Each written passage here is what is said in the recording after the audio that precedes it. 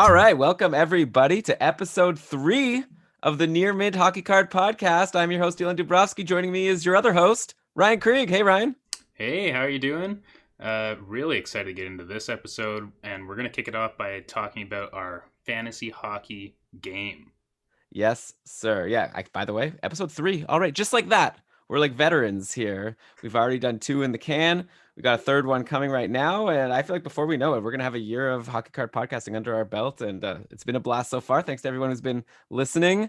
And yeah, let's start before we get into the content of this week's episode to remind people that we've mentioned the last 2 shows how we're going to be starting a game that we want the listeners to play with us, where we're going to set a start date, and then we're all going to be buying and selling hockey cards and keeping track of it on a spreadsheet, and whoever could make their collection with $100 budget go up the most from the start date to the end date, either by like just selling cards for money or by just final value at the end, or a combination of the two. The winner's going to win a big, huge prize, and I think it's going to be a lot of fun. And we have a whole rules doc, which we'll link to in the show notes. And we also now have a sign-up form. So let us know if you're interested. And once, we have our group of people who are interested, we'll start a group chat and we can hammer out all the final details. But yeah, if you go to nearminthockey.com/play, that'll take you to the sign-up form. And of course, I'll link to that also in the show notes. But I think that's going to be a really fun mechanism for us to learn a lot. And we'll, buy and sell, talk about it on the podcast, how people are doing. And yeah, I think it's going to be a revolutionary fun game. So come Yeah, join us. I'm excited to see like what players people are hyped about, see like what strategies people employ. Do you just pick, let's say 10 guys at the beginning of the year and then hold them all year and see, where you're at the end of the year? Or are people going to be like every couple months kind of adjusting as things happen? Do people go for like the older guys, like let's say even a Joe Thornton, or do you go for the younger guys? So Yeah, yeah, there's a lot of ways. there's going to be so much like goalies versus defense versus forwards. Yeah, it's going to be really exciting. Yeah, I guess it's going to be like fantasy hockey where you're building a team, except you get to sell whenever you want and you get to buy whenever you want. You don't have to actually negotiate with people. All you have to do is get the card on eBay, which is what we're going to be talking about on this week's show. The topic of this show is going to be our tips of what we've learned so far about how to make the most of your purchases on eBay and to get the cards you want, I guess, for the price you're willing to pay. And this is not a sponsored episode by eBay, but I've found ever since I've gotten into this, which is like only a month now, I've definitely been spending a lot of time on eBay, just browsing and watching cards and bidding. And I feel like I've already learned a few lessons. And I know Oh you've yeah. you've got a ton, Ryan. So I'm really excited to just dig in and just output everything we know about how to do well on eBay. Yeah, and I am focused mostly on eBay right now. We should mention off the start that there's obviously other ways to get cards, but I think this is a good place to really learn well. And there's a lot of kind of gotchas, a lot of intricacies with eBay that you kind of do have to learn as you go. So hopefully this will kind of jumpstart your career, so to speak, with a few tricks that you can start with before you kind of have to learn all these things on your own. Yeah, to be honest, I feel like I've already gotten pretty decent at it. And now I wish we started our game earlier. I feel like I got a few good buys over the weekend. I got a Panarin and a Makar Young Guns from the Oh, same seller. So I got that sweet, sweet combined shipping for like $110 total for those 2 cards. So we'll see how that works out. I've also feel like when you were talking about like investing in like a lot of players or a few, like, I don't know, I feel like I kind of just want to go all Kevin Fiala for our game. I feel like that would be the win. You could get. I've got another Fiala Young Guns. I've got 2 of them now.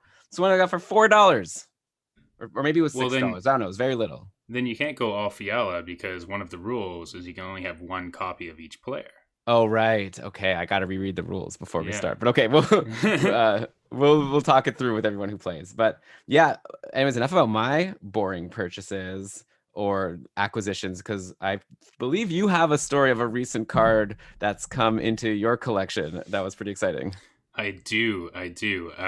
So I'm an Edmonton Oilers fan. Let's start with that. So there's added interest here, but I was opening up 2015-16 Series 1 Upper Deck tins, um, which I got a few of, and I'm actually going to do a case opening for anyone that's interested in getting a spot and also the chance at the big prize in that box, which is Connor McDavid. It has a lot of other great hits in that box. You can get Rantanen and Panarin, and I think Connor Hellebuck is in there. Like it's loaded. There's lots of hits. But anyways, I was opening up this box, and I'm actually going to make a little video about it. But long story short, I hit my McDavid. He came out of there, McDavid Young Guns. My reaction was hilarious. I just was just frozen. Were you alone in the house, or was there someone else there? No, it was just me, and I was just looking at it, going like, I can't even imagine the feeling. What, I don't know if I ever will, because I'm not sure yet if I ever want to get into buying packs. I like, as we're going to discuss in this eBay podcast, I'm into like kind of just buying the cards that I want. But obviously a feeling like that sounds like hard to replicate. Just like pulling the best card probably out there, I guess, aside from like super rare 1/1 inserts or whatever. But like, well, you can't do much better than pulling a McDavid Young Guns that's selling. If you send that to PSA, you get that graded a 10 out of 10, you're already looking at 1,500 easy. Yeah, so I mean, I was stoked. I'm probably gonna keep this as a memory because I don't think that I'll ever pull a more there's a chance I get a more valuable card, but I don't think I'll ever get one that's more like special to me, let's say. And the quick story on the grading is I'm going to send it in for grading, but it does have a couple imperfections. So the grading might be more so to learn what a card that looks like this comes back as, and also because I really want it in that graded case now that I pulled it. But it's not perfect. So that's the disclaimer on how awesome this pull was. So now we just have to hope that whoever is grading it is gonna like be right before lunch, like just not fully paying attention. They'll be like, "This looks fine, whatever, 10 out of 10 stamp." Or they're just like, they just see McDavid's face and they're like, "Oh, 10." Right. Or they'll be like, "Another one? Oh, all I do is grade McDavid's nowadays." But we're actually going to talk about grading. I believe that when you send that in, that's going to be along with a bunch of our cards and also our listener Matthew's Eric Carlson Young Guns card that he's mailing to me as we speak. And so we'll do an episode, I guess, just talking about us preparing our shipment for grading. And then like 5 months later, maybe we'll do an episode of like getting the box back and seeing how we did. And yeah, I'm sure, like you said, we'll learn a lot about just like how the card and how it looks translates to an actual grade. I'll be interested. I wonder if we'll just be pissed off. Like, I'm curious if we're going to be more like excited about getting grades higher than we expected, or if we're going to be annoyed at all the 8s and 9s when I thought my cards looked pretty nice. But that's going to be the lesson there. Yeah, I'm excited to do that one, that show. I'm really excited to just like send them in and see what grades we get back. Yeah. But enough about that. We'll talk so much about that on that podcast. Yeah. Let's get to eBay. Let's get to eBay. Ooh, actually, I'll tell you one more thing. One more thing before we start. And then it sounds like you also have a one more thing. I have one more thing. Two more things. Two more things. Okay. Speaking of grading, I bought my first graded card. I just wanted to let you know. I bought a 10 out of 10 PSA Timo Meier Young Guns, and it was 26 US. So whatever that works out to 35, and then I'm gonna have to pay for a bit of shipping. As we're gonna talk about eBay strategies, I'm gonna try to get another cards from the same seller to reduce the, I guess, per unit shipping cost. But I'm pretty excited because I feel like, you know, a 10 out of 10 is always valuable if the player is good, and Meier is a guy who right now probably could be added to the list with like a Fiala or I don't know, Ehlers, like that we've discussed, like a player that I feel like could be potentially on the verge of having a big season if everything goes right. So, you know, low risk, high reward. Potentially, I mean, I would put Meier third of those three players I just listed, but still, I mean, he potentially has 40 goal potential, right? Yeah, I actually really like that Meier idea, and I don't know if it'll be this year where that pans out because the Sharks are in a bit of a weird place, but he's got a long career ahead of him. I think at some point that value will spike. Whether it's with the Sharks or not, who even knows, right? But Meier's still, how old is he? 24? 25? That's a good question. He's got some time. And yeah, that's so exciting. And I think like for a graded 10 card for a young player that still has upside, $40 is like sweet deal. Yeah. So he's 23 right now. 23. Only 3 full seasons under his belt. Feels like he's been around a while, and it's only 2 years ago in 2018-19. Timo Meier put up 66 points in 78 games, including 30 goals. That was huge. And then just last year, things fell apart. But like all the Sharks sucked last year. Like, I don't know if we're gonna just say, okay, all the Sharks are bad now. I think it's just also Meier like had some weird power play deployments. We'll have to see what happens next year if he can ever get back on the top. Or I don't think he really ever did get on the top power play. I think we thought that he would get there when Joe Pavelski left free agency, but then it turned out that Evander Kane sort of jumped ahead of him and took the Right. spot that a lot of people thought Meier was going to get. But you know what? Kevin LeBanc at this point, I think, is unsigned, and he's anyways, this is getting maybe a little into Sharks talk, but I'm excited to see. So obviously I'll be bringing him up and being excited about him on future shows if he does well, because I have my 10 out of 10. I love the idea of like a graded card just because it's like locked in. It's like I got my 10 Yeah. out of 10. It's I got it forever. I don't have to worry about keeping it in good shape. It's Yeah. set. I mean, you I do, but like them from like an investment perspective too, because you know exactly what you're getting. And actually, we'll get into this a little bit more, but you know what quality of card that is. You don't have to like look at the pictures and find out. yeah, Um, exactly. It's just like it's a yeah. 10. I'm sold. Okay, what's your one more thing before we My get to one more eBay? thing is the NHL draft is tomorrow, Oh, and I'm okay. just stoked for that. Obviously, none of these guys have like Young Guns cards out yet because they're not drafted. But I think the implications for the year coming are really exciting, and I've actually got a couple Lafreniere cards from the CHL. Mm, So there's one that's called a Golden Futures, and then there's this what is this? Exclusives. That's a numbered card, so it's a number 11 out of 250. And these are just really cool cards, and you know, there's not that many Lafreniere cards even available right now because he's not in the NHL yet, and the NHL doesn't have the rights to give away to Upper Deck. The CHL does, and he's got his autographed CHL card out there, which would be really cool to have. And it's going for a hefty price right now because it's the kind of the best Lafreniere card you can get right now. I think it'll be interesting with that card specifically to see, does that card go up or does it go down as Lafreniere Young Guns cards start getting made?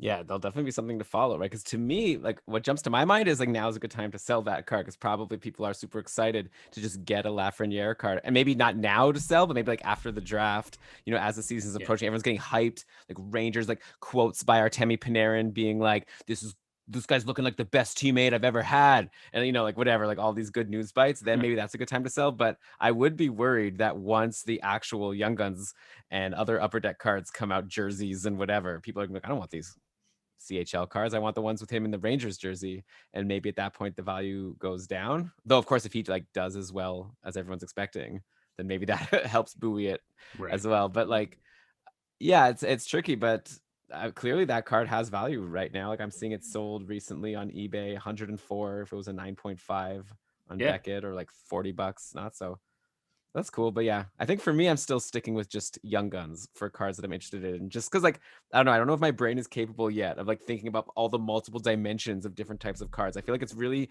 handy to just think of it like I'm playing fantasy hockey. There's one card for each player that I care about, and I can be like, this guy's gone up or this guy's gone down, and not like all the different types.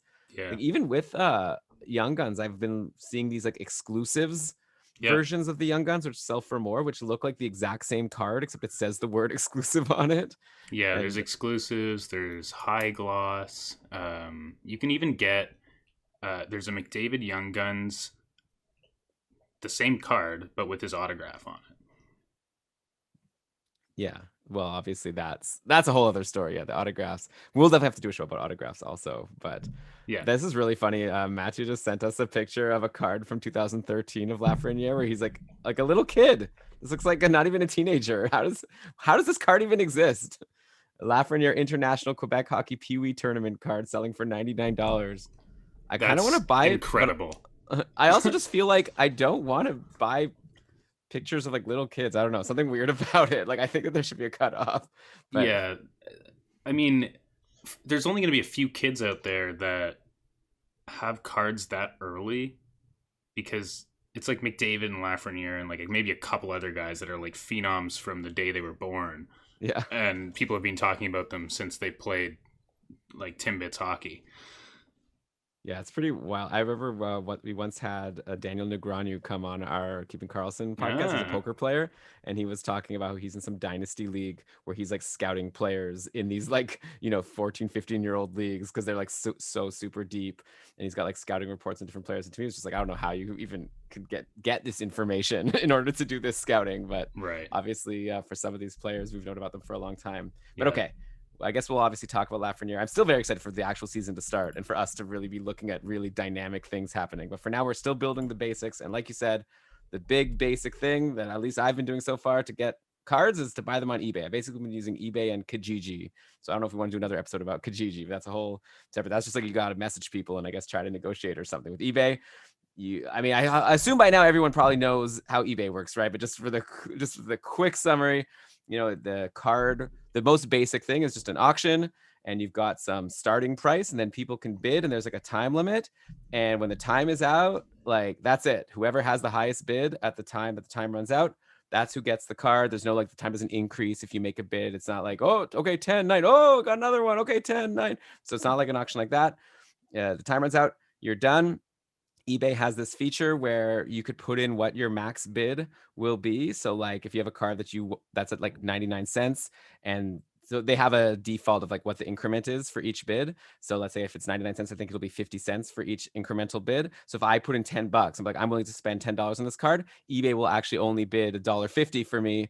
And then as people like outbid me, it'll just automatically rebid for me up until me getting up to $10. And at that point, someone can beat it. And we'll talk about the strategy around that because I think that's the goal of this episode is kind of like figure out how can I get the card I want? Should I just put my max bid at the start or should I wait? But that's the basic gist of how eBay works. There's also all this other stuff like the sellers can put it as a buy it now, where they just give a price or like just buy it right now for this if you want. There's also another thing where you can make an offer. So I guess we can get into those a little bit, but definitely the main thing I'm interested in discussing are like the auctions and just like what should I do to win these auctions and get a good deal. Yeah, I guess the reason behind you saying that is often you can get a better price by participating in an auction. I'll maybe go to the buy it now offer version quickly. Um, for kind of out there cards like not Young Guns, more, cards that aren't popular, let's say, they'll often be at buy it now for lower prices, and then you can kind of just go get it. But for the ones that are buy it now and have the ability to send an offer, you can still sometimes get a good deal. And I guess my tip here would be like send offers and send offers for a lower price than you think is even reasonable. Like if it's 50% of the price listed, try it.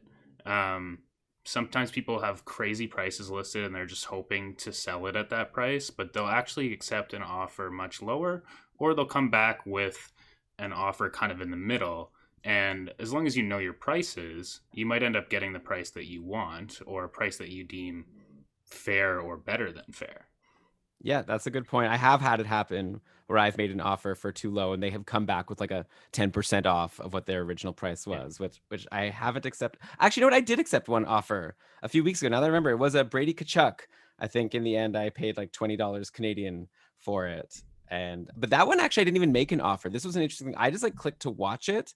Yeah. And then the person just sent me an offer, which made me think maybe sometimes it's useful even to just watch is again a functionality on eBay. You can just mark a card Yeah. as well. It's kind of like in fantasy when you add a player to your watch list, right? And then you could go and take a look at all the auctions you're watching, and obviously they're separated into ones that are still going and ones that are over. But yeah, I just clicked watch just because I wanted it to be available to me to browse later.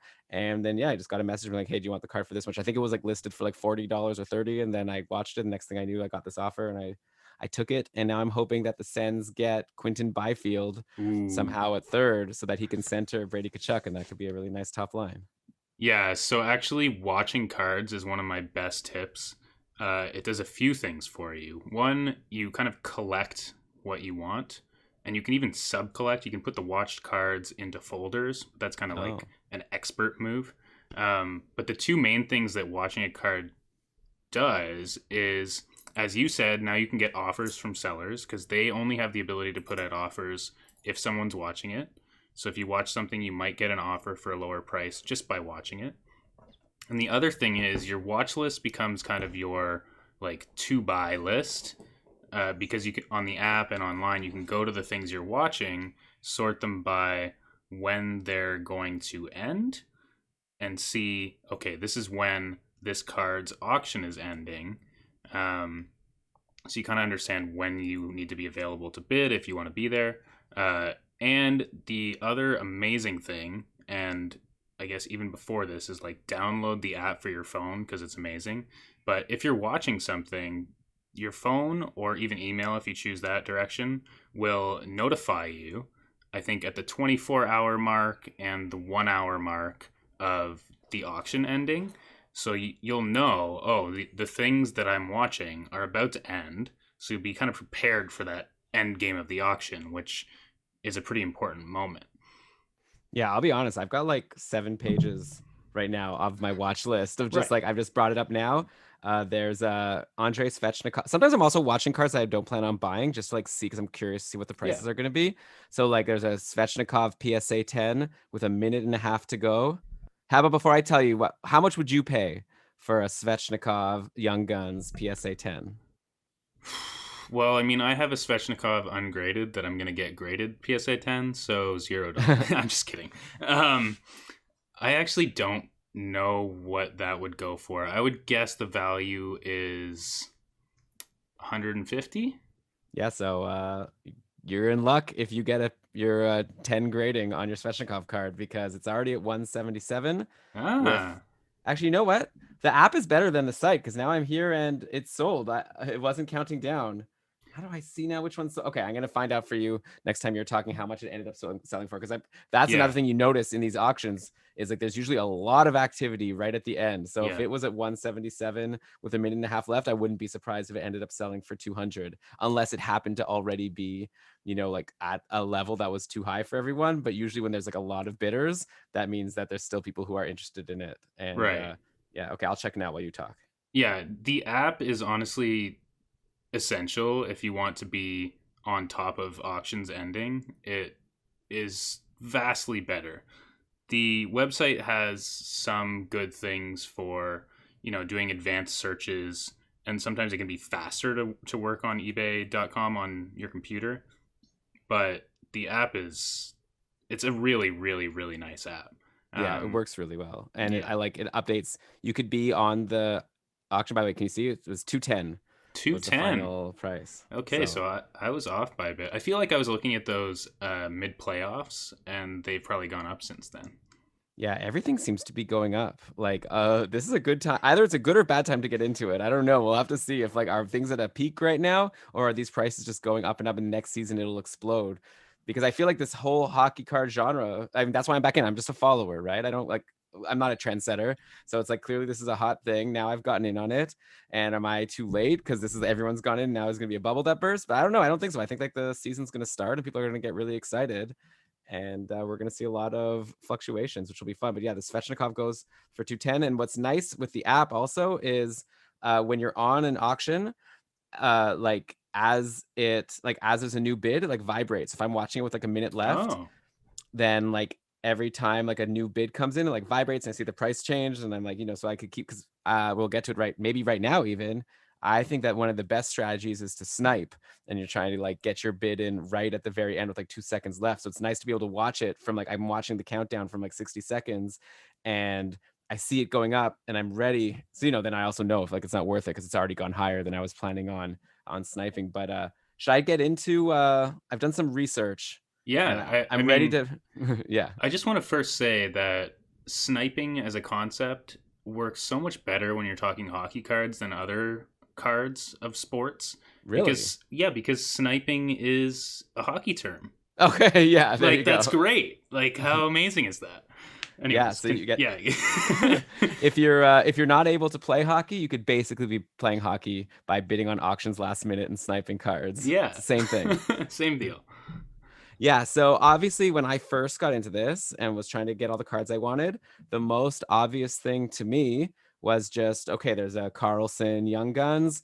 But what I looked at some, which we'll get actually one good strategy by the way when buying. I don't know. I guess you want to look at what the card is sold for, right? That's kind of the nice thing about this hobby, and especially for buying these common Young Guns cards, where even though they feel rare and special to us, there's like thousands of them, and the exact same card has sold probably like 5 times in the past day sometimes.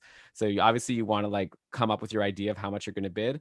But anyways, once you've come up with how much you're going to bid, either by just deciding I love this player, I'm willing to spend anything, or like looking at what it's sold for recently and trying to get a decent deal, then anyways, what I would do is I would just put it in. I'd put my bid. It's at $10. I'm willing to spend 40. So I'll just like pop in 40. That's my max bid. Then now I have the high bid. Maybe it brings it up to like 13. And then throughout the next couple days, I keep seeing it go higher and higher. Eventually I get outbid. And then I have that moment of, would I be willing to go 45? I don't know. And then you keep going. So like that's like the basic way that I was doing it. But I've really come to realize that that's a sucker's game. And I think for a few reasons. Yeah. So if you're bidding early, that's kind of a bad thing because you're telling other people that you're interested and the price can kind of get driven up in like the 3 days from when you bid to when you actually end the auction. But it's even worse to be max bidding early because now you're setting yourself up to get bidded up. And if 2 people max bid early, all of a sudden eBay's having a bidding war against itself.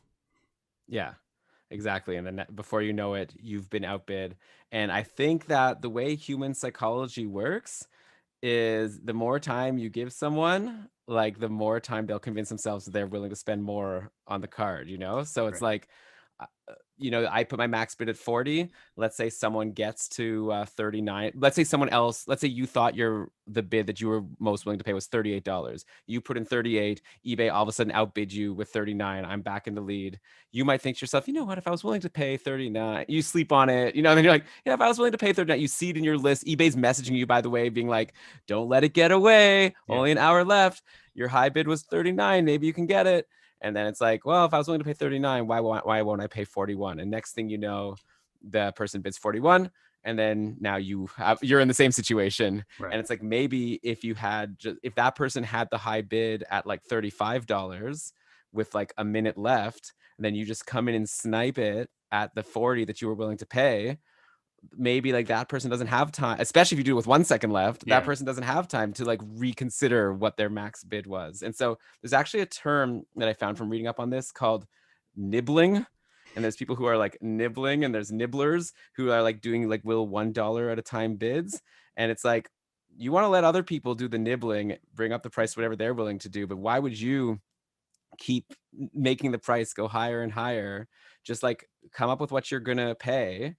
And then at the very end, try to get it at that price. And you don't want to be part of like the price having gone up all the way through the auction. Don't be a nibbler is what you're saying. Yeah, exactly. You're not getting anything out of it. I guess the real thing you need to do is you need to be a nibbler, but like hypothetically. You got to be a hypothetical nibbler. Okay. So what that means is you need to think to yourself, okay, I'm willing to pay $40 for this Erik Karlsson Young Guns. Then like think to yourself, what would I do if someone bid like $40.50? Would I be willing to go to 41? Like, and like really like work that out in your head and come up with like, what's the actual, because we all sort of like come up with like, especially I see it's been selling for like 45 and I see it's currently at like 20. I'm like, okay, I'll pay 40. And then it's like, if I had more time to think about it, once it was at 40 and I had been beaten, it's like, maybe I would have gone to 41. Maybe I would have gone to 42. So you got to sort of really have that price in your head of like, what's like the actual max I'm willing to pay? And I'm not saying to convince yourself to spend more than you want to, but just know yourself and really like, I think take the time to do your hypothetical nibbling and decide if, like how high would you actually go? If it was $1 more, would you pay it? Yeah, and that actually ties really nicely into something we talked about last week, which is like going into auctions or getting cards with purpose. And that purpose includes like what you're willing to spend on it and what you're going to do after. Because that's important too, right? What you're going to do after might impact that $5 difference that you might end up spending. If you're going to hold it for 3 years and you expect it to go up by a lot, maybe you're more willing to budge a few dollars. Yeah. It's like, is your goal to just get a deal and like you see a car, like just recently I'm actually mad at myself. I didn't do this right. I didn't do a good hypothetical nibbling. I saw a Toffoli Young Guns that was like at like $2. And I thought I put on my watch list. It got to like a minute left. Then I took out my phone. I was ready. I was thinking, I'll do like 4, I guess. and then it ended up going for like 475. Like I put in my $4 bid with like 2 seconds left, but then it got outbid right away because probably someone already had their max bid set at like Yeah. 475, or like, well, I don't know how much it was, right? But whatever they had their max bid set at, it was higher, and so then it ended up going for, which is fine. Like that'll happen. I'm not saying that this is a way to Right. win every auction. Like if someone puts in a higher amount than you, there's nothing you can do. But Yeah. like after it went for 475, I was like, I would have paid like $5.50, $6 for this card, especially because Right. Tyler Toffoli, the reason why I'm interested in him is because I want the Canucks to re-sign him. I want him to play with Elias Pettersson. I want them to go back to the playoffs. I want him to be healthy this time and be a big part of like a playoff run. And in the meantime, I'm gonna send it to PSA, get a 10 back, and then like sell this for like $100. So what's the difference if I spent $4 or $5? Right. But Yeah. I mean, that's interesting. And I think Toffoli, it's looking like he'll sign back there, but who knows? Um, yeah, but actually, while we're on the topic of people bidding each other up, there's one quick thing that I think people should know about being safe on eBay. And it's that there is a little bit of a problem on eBay with something called shill bidding. And this is basically someone bidding against themselves or having a friend bid on their auction. And they're trying to take advantage of either knowing that you're going to spend a little bit more or really take advantage of that max bid thing on eBay. And basically what they'll do is they'll drive their own price up. And this is something that's happened in auctioning, like, with the paddles since the beginning of time, where people will have someone bid their item up so that they make more money. So it's important to know that this is a possibility. yeah. And That to me sounds like another argument not to bid early. It's like exactly.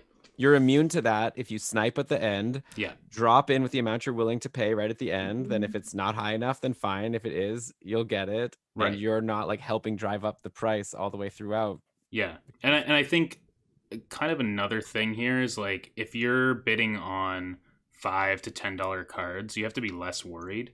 As soon as you get into more expensive cards, people will be more likely to be trying to run scams, or Right. you're also going to be in higher competition with people on more valuable or more popular cards. So when you get into buying higher dollar value cards, all of these things become like way more important. hmm And in the end, I think it's really a lot of like this like mind game of like come up with what you're willing to spend, and like come up with the hypotheticals again of like, what Yeah. if I get outbid? Am I willing to bid again? And just like lock in a price that's your actual like what I'm willing to, especially like you're saying for a more expensive card. Yeah. If like you're thinking you're willing to spend $1,500, don't then let yourself spend $1,600 because you got excited in the moment. Like you have to be willing to obviously let it go. Right. I should say there are some cons to, like, I'm not saying this is like a perfect win 100% of the time doing this like sniping. There's like there are reasons to not snipe, which would be as follows. Let's say there's a McDavid, or I guess my example has been Carlson, right? Like you have your Carlson card that's at 20, I'm willing to spend 40. There's like a couple hours left. What if I plan on sniping and with like 5 seconds to go, and then like my internet goes out? Yeah. And then it turns out, damn, like, and then it sells for like 22. Like if I would have bid like 40, I would have gotten it for like 25, So it's like, that's a risk you take. Uh, Also, I guess like that's, or you get busy. Like sometimes I Yeah. actually had this happen to me over the weekend. I went to a cottage actually with my wife, and I had a few cards like, that I had on my watch list that I was like, I even set a timer for myself. But if I'm hanging out playing, whatever for sale or whatever, it's kind of rude to just like be like, hold that thought, I got my own sale to work on. Yeah. And then Yeah. yeah, so you have to make like, yeah, so there is a risk. So it might be worth it to like bid with like 5 minutes left or something, just to make sure you get the price you want. And hey, even that, it's not as good as sniping because you still give people time to change their mind, but they don't have like all night, like they don't have as much time to reconsider. So it's still, I think it's worth it to do it as late as possible. Yeah. But you are taking a little bit of a risk by waiting to like 5 seconds, but it is really exciting. Just wait for those last 5 seconds, then put in your bid, and then see if you won or lost. And you'll probably still lose a lot of the time if you think you're getting a good deal, because probably lots of other people we're all going to be bidding against each other now. All the listeners of the podcast, that we all Yeah. want the same deals. Yeah. I mean, it's important to realize that there's a lot of people after these cards if you're bidding on things that are popular in the moment. But I'll give you kind of two options for that scenario where, you have a life. The first one is there's things called sniping services. And my disclaimer here is that technically eBay does not allow these, but they're very popular. And they will basically bid at the last minute for you, and you tell them your max bid, and you can end up getting cards that way. It also fixes the issue if you're buying, let's say, 5 things from the same seller or from different sellers that end within seconds of each other. You can't physically be there yourself bidding on 4 things at once. So a service could do that for you. So that is an option. I haven't done that yet, but that's something that could kind of alleviate that stress or whatever it is of being there. And the other thing I think, which is maybe more important, is you have to be okay missing out on auctions. And there's going to be more cards of that exact, like the exact same card that you can get later. Like every singular auction is not going to make or break you unless it's like a one of one McDavid that like you have to have, in which case like be there. But generally for these young guns, there's lots of them. So you're going to have another chance. Mm-hmm. Yeah, for sure. It's like, especially now, it's off season. It's not as if player's value is going to change so much in the next day. It's not going to be like a Demko situation where, there were probably some savvy people that when they saw that Markstrom was injured, they like went and like got themselves a couple of Demko Young Guns, knowing that he was going to play and there was a decent chance to do well. And his card but yeah, skyrocketed. yeah, Yeah. because who knew he was going to do as well as he did? Yeah. And now it's come down a little bit. Now it's interesting actually to decide, like, do you buy in on Demko now before we find out if Markstrom signs as a UFA or not? Or do you, Right. if Markstrom signs as a UFA, will that bring Demko down or not? I don't know. It's like, this is all stuff that I'm very excited to like learn and see once more things actually happen. Like, not, it's been a kind of exciting day. Devin Dubnyk got traded to the Sharks, Yeah. Yeah. I as did mean, another guy, Ryan Donato, but these aren't yeah. exactly the types of guys I'm currently, maybe Donato's an interesting guy to look at for like a 99 cent. Yeah, it could be Donato's, a one yeah, dollar buy, that's the but kind of thing where it's like, if I've already bought a card from a seller, then I might look through his buy it nows and see if I'll just like throw in another $1 card that I won't have to pay extra shipping for. yeah, But I'm anyway. actually really excited to talk about FA next week. Wow. Mhm. Yeah, because with free agency next week, a lot of things are going to change, and that could affect card values.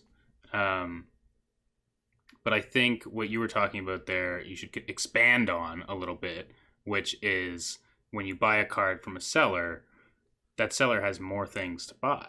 Right. Yes, that's what I was going to bring up. So I guess to finish off the previous point, you were saying the card will still be there for another auction. So don't Yeah, like convince yourself to spend more. And yeah, unless like there's some reason why you think you have to buy it today because like you think the value is going to change tomorrow. Maybe the day before UFA, some things will right. change. But generally, yeah, there's lots of these young, especially if you're getting young guns, there's lots of them. Yeah, I think we said it before, but just to nail it home, anytime I buy a card from a seller, I always go to like seller's other items. I do a search for their young guns because that's all I'm interested in. Then I sort by ending soonest, and then I like to just see, is there any other things that I want to buy? And then then I also like don't have to think about the shipping costs. So like all of a sudden the price per card becomes cheaper because normally I'm including shipping when I'm considering like the max I'm willing to pay. But I guess you have to check also the item description. The seller usually will say, if they have lots of cards listed, like I'm willing to combine shipping up to 5 cards. But even if it's like you do more, it's like, or I'll add $1 more, like it's always like a lot less for the Yeah. incremental cost once they're sending, which makes sense. Obviously, they just have to send you one letter in the mail.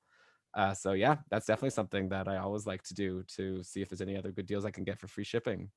Yeah, and that kind of brings up a point where if you find a seller that you like that has a lot of cards or that's constantly posting things, you can save a seller, I think it's called, which is a bit of a weird term, but if you save them, then you can go quickly find them again and look at what they have. And that kind of leads me to another thing that I love doing, which is creating searches and saving those. So if there's a card that I'm really after, like let's say in this situation, I was after a Draisaitl and I didn't end up winning that. But I've got a search for Draisaitl Young Guns and I saved that. Now, when there's new Draisaitl Young Guns posted for sale, eBay is going to let me know. If I go into the app and go to the search page and go over to my save searches, there's actually a little blue circle next to that save search that'll tell me there's new items in that Oh, so search. cool. It's amazing. So you can see, and when you click it, it's only going to show you the stuff that's new since you last looked at it. Oh, beauty. It's Oh, great. that's such a good tip. I didn't know that. You also taught me another new tip recently. I saw you wrote it on our Discord Yeah. channel, which, by the way, Keeping Carlson is another podcast that I do about fantasy hockey, and we have a Discord channel. So I don't know. Message us if you want to get in on that. We're having a lot of fun talking hockey cards in the Discord channel, keepingcarlson.com/patron. But anyway, okay. So what I was gonna say is you gave a really good tip in there, which was you could use negative signs like on a Google search to not Yeah. include certain search terms, and that actually works very well because Young Guns, for some annoying reason, there's both Young Guns and there's Young Guns canvas sometimes for a player, which is, I guess, like a rookie card. It's like the less valuable version. And Yeah. like I said, right now I'm linear. I just want Young Guns one dimension. So I think it's really handy. If I want to search for Eric Carlson Young Guns, I'll do like dash canvas, and then it Yeah. won't include any inclusions of canvas. And then, you just have a more targeted search. Yeah, especially for young guns, it's extremely important to learn, but it applies to anything you don't want to find in your search. If you're not looking for graded cards, you can do minus PSA, minus BGS, and it won't show you all the graded cards. If you're the young gun search that I have saved is minus canvas, minus jumbo, minus oversized, because there's these jumbo versions of young gun cards too, and I don't want Yeah. that. Um, I don't even so get that. and it's really hard to write in minus all these things every single time. So the other great thing about save searches is you write it once, you save it, and then you don't have to write it ever again. So, Ryan, would you be willing to just send me all your awesome safe searches? We'll include it in the show notes for the episodes. Everyone could take them. Yeah, I mean, I think it'd be interesting. I'll put it in the YouTube comment. We can put it in the show description. Some of my favorite searches. I have a couple for BGS 9.5s and PSA 10s. And then what I do is I'll click on the BGS 9.5 or the PSA 10 Young Guns search, which is like this long thing that makes sure I'm really narrowing in on those graded cards. And then I'll do two sorts or two filters. And the first sort is ending soonest, so you can see what's going to end now, basically.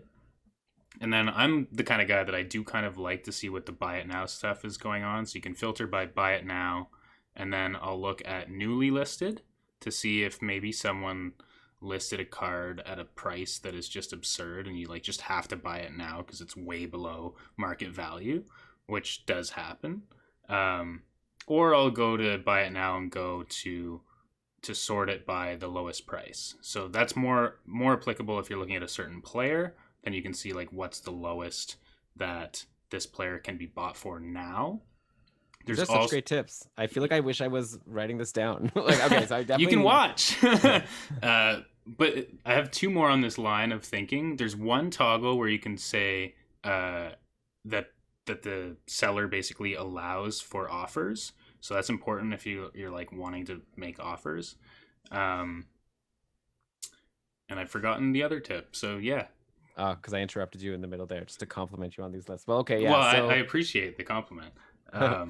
We're gonna find a way to share these, at least with me, and then, so that I could set all. I want to have all these searches set up on my eBay as well, because I want to look at all the PSA, non-PSA, Young Guns, not canvas, not jumbo, sorted by buy it nows that are the cheapest. It's great ideas. Yeah, and I've been thinking about this a little bit too. I think it would be great to have like a resources hub for these kinds of tips, these kinds of links to websites, apps, these safe searches. Like we can make a Google Doc for now. Yeah, I mean, Google Doc would be perfect as a start, and the kind of, I would say, the goal of this podcast is to educate people and help them. So yeah, and I'm seeing in the chat that Canvas seems to be going for a good chunk too, and it's true. So we'll take in a little aside here, but Canvas Young Guns are actually much harder to pull out of packs. The odds are much worse. So it's a lot harder to get them, but they're less valued per card, I would say. But that kind of evens out. So a Young Guns canvas and a Young Guns of a player might actually end up being fairly similar. And the difference between the two gets accentuated when you get to cards like McDavid, but it's not crazy. Right. Okay. And I guess at the end of the day, it's like you can see what these cards are selling for before you buy it. So if you're just looking for getting a good deal, Yeah. theoretically, I'm sure you could just, if you were really like just willing to spend a whole day only trying to get deals and you just like keep on browsing, if it's a canvas or whatever it is, it could be a basketball card. You see a card up, you like look at what it's sold for, and then you bid up to like a little bit less than what it's sold for. Then I don't know, including shipping, obviously. And then theoretically, you go and turn around and try to sell it for more. I don't know. Like, I Yeah. mean, yeah, it's like and also of course it depends. It's what it's worth to you, right? Especially if it's a player that you Yeah. think is gonna go up in the future, then but yeah, it's useful to know that if the canvas can be sold for a decent amount, then if I think that Timo Meier is gonna be huge, maybe I should be investing in both canvas and regular Young Guns if I see a good deal out there. Right, right. I actually, this is half tip and half story. I was kind of hearing rumors about Max Domi and how he might get traded or his rights might get traded because he's RFA. There was rumors of him going to the Oilers, or I think the Canucks might have been the other one. Super rumory. Like, none of this is like true, but it got me thinking, and his cards were actually really like quite cheap. And so I ended up getting both a canvas and regular Young Guns, both PSA 10, Whoa. and I think For it how was much? $80 total. For a guy that, like, he's pretty young, he's got lots of upside. If he goes to a new team, could be like a whole new thing. But the tip in here is that if you're high on a player or you're high on even like a specific Young Guns, like if you just want Young Guns, not canvas, buying a few at a time of a specific player could be a good strategy because, as you said earlier, you save on shipping and you'll often actually get a bit of a lower price if you buy a lot of three. They're called lots. Because Then, you get lots. right. Yeah, because you get lots. I don't know if that's really why, but I like. No, I know. Yeah, Yeah, I've seen those for sure. I was bidding on a Sebastian Aho lot of two right. Young Guns, and I got outbid, but it was looking like it was going to be a good deal. I was hoping I could get it for like $50. Ended up going for like 60, which is then you could get a Aho Young Guns for $30 on its own. So it turned out not to be a deal, but sometimes, like you're saying, it could be because maybe not as many people are interested in buying two because Right. not everyone is doing it for investing. They just want to get the guy that they want, and so right away it's priced out just because they don't want to spend more. So you're definitely right. If you're doing an Yeah. investment in a player, it won't work for our fantasy game Mm. because we have a rule. You could buy it, but you could only input one into the spreadsheet, I guess, as like an official card that you own for the game. Yeah. But yeah, if you want to make money, then definitely that makes sense to just buy as many as you can of the guy you want if you really think the player is going to go up. I'll take any Fialas that come up for less than $6. I wish I I'm had in. one. I could just walk it over to you and make like $10. Yeah, I mean, well, within reason. Maybe I'll negotiate. I gotta Okay. see how Okay. the card looks. Yeah. All right, so I feel like we've had a pretty good chat. Anything else about eBay here? Oh, I did actually see something I wanted to ask you about.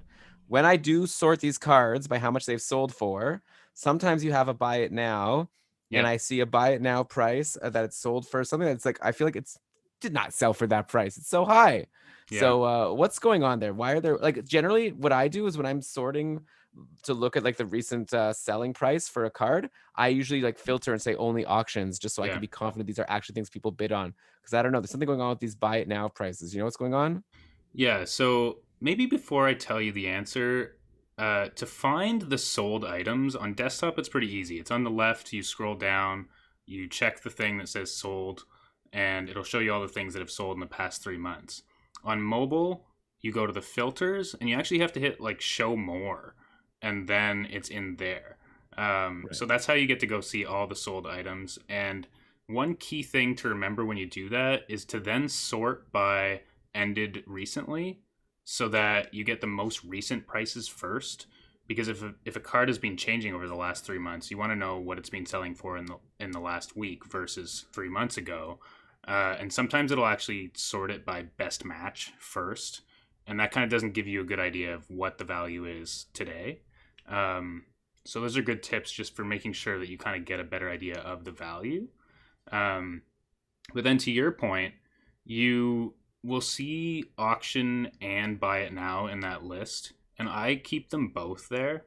But there will also be ones that have a price with a strike through, like through the number, so it'll look like it's crossed out. And what happened there is the seller accepted an offer. So the listing price of the buy it now was, let's say, $200. It's crossed out. So the buyer submitted an offer, or the seller gave an offer, and the card sold for less than what they listed it for. Now, for some reason, eBay doesn't tell us what that price was. They just tell us what it was listed for. So you could list a Sebastian Aho for $1,000, but then accept an offer of $40. It's still going to show as $1,000 when you search for the sold items. So it doesn't actually help you. So I just skip those ones. The ones that are crossed out, I assume, are not there when I'm looking at values. That must be what I was seeing, and it's just kind of like, seems like a bug that eBay should fix. I'm not sure. Clearly, It's odd. There's information I'm looking for, and they're Yeah. throwing me this like noise that's useless. So Right. Yeah. if anyone from eBay is listening here, let's just give me the price. Either give me the actual price or don't even show it, because this Right. is useless information to me. Yeah. There's actually an app that shows you what it actually sold for. I think it might be called Card Snoop, but I'm just completely throwing that out there. If you Google it, you'll find it. But yeah, I think that's kind of it on eBay. There's one thing that I really want to touch on before we kind of end this episode. I think we'll be able to talk about eBay way more in depth. We'll have tons of tips and tricks. Yeah. People can ask us questions when they see this, and we'll have those questions to answer, ask ourselves. But the last thing I wanted to end on is just being like really diligent about looking at posts for cards that you're buying. And this is especially true, again, for those higher priced items. And you want to be looking at kind of all the information available.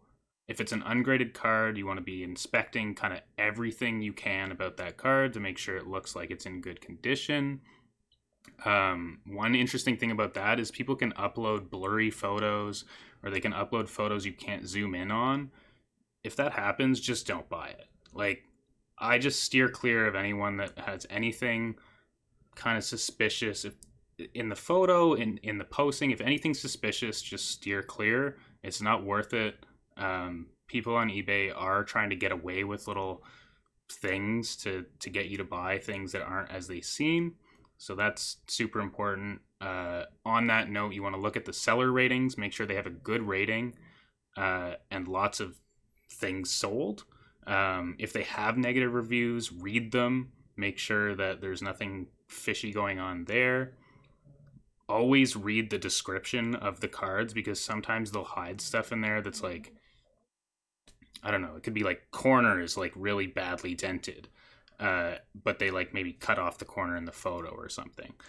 Sneaky. Yeah, like, so it's extremely important to be looking at everything in an eBay post. And to your point on sniping, if a card is in the last minute when you discover it, or the last few minutes, I don't really consider it, because you don't have time to do all this due diligence, and you might end up buying something that was like a scam or like a fishy card, and you don't end up with what you wanted because you didn't have the time to go like look at all the details. Right. So you're saying don't rush. Like, Yeah. make sure you do your due diligence and don't cut corners on your due diligence. Like, maybe if you see a card and right away you see it's by a seller that you've bought from before, or that has like whatever, you could like maybe take a quick glance and get the information you need. But like in general, don't cut corners, because you don't want to get ripped off, for sure. Yeah, and you also won't have the time to like make sure that the value that you want to buy this card at is right. And the last thing I'll tell you is kind of more of a pro tip, but if you're buying graded cards, both PSA and BGS have basically features where you can look up the serial number that's listed on the card. So make sure you look it up and make sure it's legit. They'll tell you what card it is. You can make sure that everything is good, and that that's the card you're buying. Right. Yeah. There's nothing really stopping someone from taking the card out of the case and putting a different card. I don't even know. How does that? What if I had a PSA 10 Pedersen Young Guns and then I also had a Pedersen Young Guns that I think has a bit of a, flaw to it? Couldn't I just swap them, or is there some sort of protection against that? Um, we'll get into that a little deeper, but basically, it's extremely hard to get the cards out of the cases without like completely messing the case up. Like it'll be Right. I so see. obvious that you Okay. So they, broke it they probably open. have, yeah. So the good grading companies obviously have thought of that. Okay. Yeah. So in that case, definitely you want to look it up and make sure that the case that is being displayed matches Yeah, the card. And yeah, they have that feature not for you not to use it, right? Because you're probably spending right. big money on a graded card. Great tips, Ryan. This has been a blast. Maybe in the effort of not doing 90-minute shows, how about we cut it out here? But like you said, there'll be more to talk. Like, we haven't even gone into selling, the other side of Oh, that's using gonna be fun. eBay. And I definitely have a lot of questions in terms of like what should I put for the minimum bid, like what should I use the offers, should I what should I put for shipping costs, like all these different things. So we'll definitely have to do another episode at some point. I don't think next week, because next week we're gonna be able to talk about all the crazy UFA stuff, and we have a bunch of things on the list. But if you're listening and you have a topic you'd like us to get to, we want to hear from you. So please get in touch. We're on Twitter at Near Mint Hockey. We're on Instagram at Near Mint Hockey. You can email us nearminthockey@gmail.com. Where else are we? We're everywhere, We're on right? YouTube, Near Mint Hockey. Yeah. Then obviously if you've watched this on Ryan's Twitch potentially. So that's Chell_fi on Twitch. But we're linking to all this in the show notes. If you've watched this on Spotify or wherever you've listened to this podcast, like check the show notes and we'll link to all the ways that you Yeah, can get in contact with us. And we'd love to hear from you. Also, we'd love for you to sign up. You're not like committing 100%, by the way. It's not as if we're gonna like sue you now if you don't, but we want you to sign up for our game. So just go to there right now and lock yourself in, and we'll get you in a group chat and we'll figure out the final rules. But go to nearminthockey.com/play and get signed up for our fantasy game. And also that site has a link to our rules document if you want to get the quick gist of the rules for our investment game. But again, $100, I guess, budget that you don't even have to spend if you don't want. If you only want to spend $50, you can still play. You'll just have a harder chance of winning if you're only giving yourself $50 of spending room. But who knows? Maybe you're that good. So yeah, join us and we'll talk about that more next week. But I think that's it. Thanks for another great show. Ryan, you're awesome. Thanks to the listeners. I assume you're awesome. I'd love to hear more from you. But yeah, peace out. Bye, everyone. thanks for tuning in, everyone.